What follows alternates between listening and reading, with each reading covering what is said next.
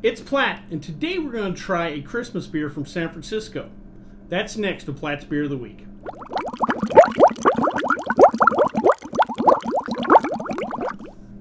Well, we just wrapped up Thanksgiving. We're heading toward Christmas, so perfect time of year to try a Christmas beer. This particular beer comes to us from Anchor Brewing in San Francisco. A little background on the brewing. The original brewery was founded in 1896. However, by the 1960s, had fallen on hard times. It was about to go out of business, and it wasn't much different than a lot of other breweries at the time. Around the turn of the century, 1900, there was 4,000 plus breweries in the U.S. Brewing was generally a regional thing. There were some national brewers, Anheuser-Busch, Miller, were the two prominent examples at the time, but for the most part, every major metropolitan area had at least a few breweries around that produced a local brand. However, following Prohibition, World War II, American palates shifted from their local beer to kind of a generic like lager. Breweries had hit hard times. By the 1960s, there were roughly 70 or so breweries in the U.S. Luckily for Anchor, a gentleman named Fritz Maytag came in 1965 and helped save the day. Fritz was the heir to the Maytag washer fortune. If you were a certain age, you might remember the old Maytag repairman TV commercials. Anyway, he took his portion of the family fortune and invested into Anchor Brewing. He helped modernize the brewery, eventually moving the brewery itself. He also saved a style of beer that was a kind of a classic style, but had lost favor, and that was the steam beer. Steam beer is a lager beer that is fermented at ale temperature, and it kind of produces a unique flavor. Fritz held on to the brewery for over 40 years, but eventually sold out in 2010. Many consider him the father of modern microbrewing because, again, in the 1960s, people weren't doing what he was doing. Today, the brewery is owned by Sapporo. They took over in 2017. Before we try this Christmas beer, let's check out the stats.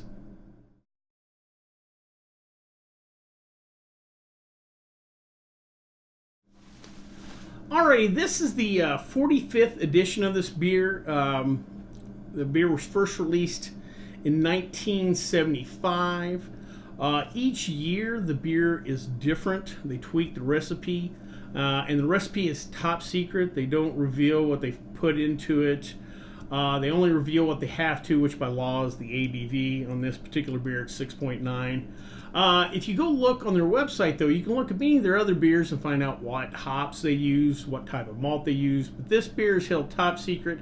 They tweak the recipe each year, so in a kind of way, they kind of encourage you to come back next year and try the 2020 version of this. Also, one of the things they change each year is they change the label. They have an in-house graphic artist. I think the gentleman's done every label each year, so he's been around for 45 years with the company, and he does a different label each year for it, so kind of unique in that way. And again, it kind of encourages people, well, hey, let's come back next year, let's see what's different, what have you. With that being said, let's check out the 2019 version of the Anchor Brewing winter or holiday ale.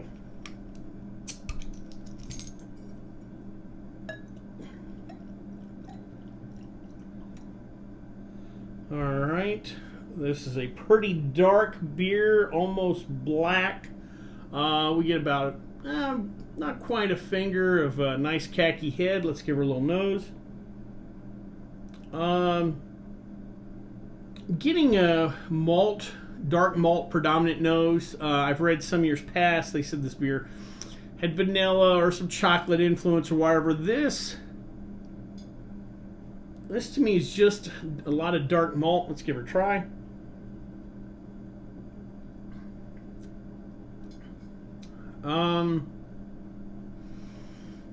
Man, just a hint of the chocolate.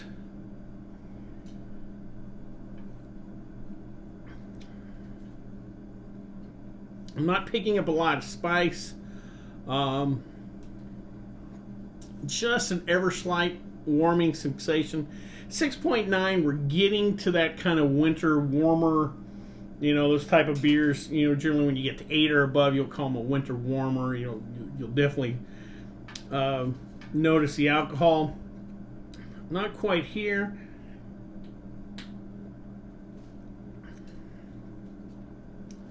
I'm going to say medium plus on the body.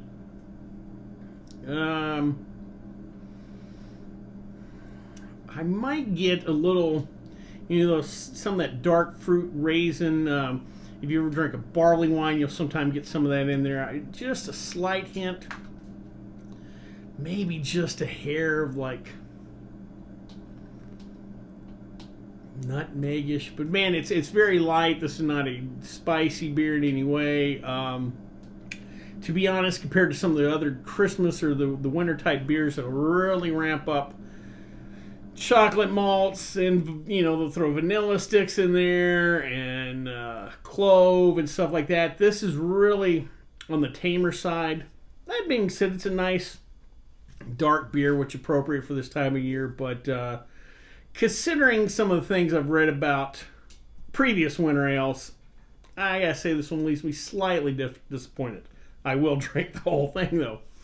Well, I hope you liked this video. If you did, please subscribe down below. Also, please like the video because it lets YouTube know we're putting out good content. If you have any questions, comments, concerns, or beers that you would like me to try, please leave them in the comment section, or you can always contact me on the Twitter page. Till next time, bottoms up.